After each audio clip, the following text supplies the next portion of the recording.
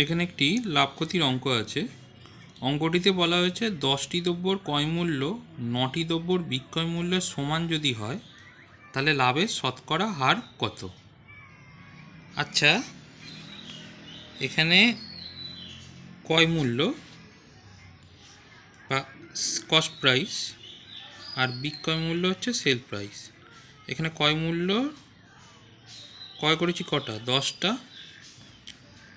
আর 9টির বিক্রয় মূল্য সমান। যদি এই ধরনের অঙ্ক দেওয়া থাকে তাহলে এখানে ক্রয় মূল্যটা হয়ে যাবে বিক্রয় মূল্য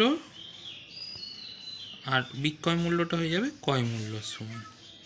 তাহলে এটাকে যদি আমি সাজিয়ে লিখি তাহলে কী হবে, 9টি জিনিসের দাম হচ্ছে 10 টাকা, এই 9 টাকার জিনিস বিক্রি হচ্ছে 10 টাকায়, তাহলে এখানে লাভ কত হচ্ছে 1 টাকা।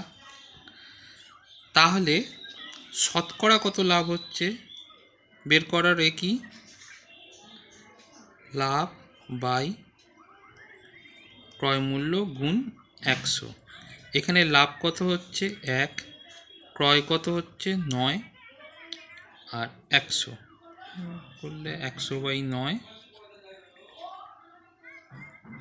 আমরা ভাগ করি।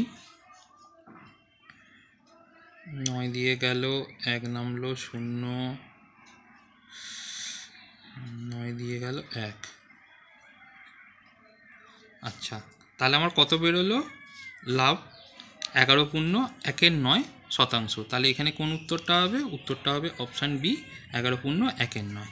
এইভাবে যদি অঙ্ক দেয় খালি মনে রাখবে যে যদি ক্রয় কোনো ক্রয় মূল্য বিক্রয় মূল্য সমান যদি বলে যে এতটি জিনিসের ক্রয় মূল্য এতটি জিনিসের বিক্রয় মূল্য সমান, সেই ক্ষেত্রে বিক্রয় যেটা সেটা ক্রয় ধরবো আর ক্রয়ের যেটা সেটা বিক্রয় ধরলেই আমরা উত্তরটা বের করতে পারবো।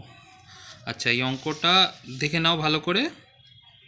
এবার এই একটা অঙ্ক দিচ্ছি, এটা ওই একইভাবে করবে। 12টি দ্রব্যের ক্রয় মূল্য 10টি দ্রব্যের বিক্রয় মূল্য যদি সমান হয় তাহলে লাভের শতকরা হার কত। এর অপশান যেগুলো আছে সেগুলো করে আমাকে কমেন্টে জানিও।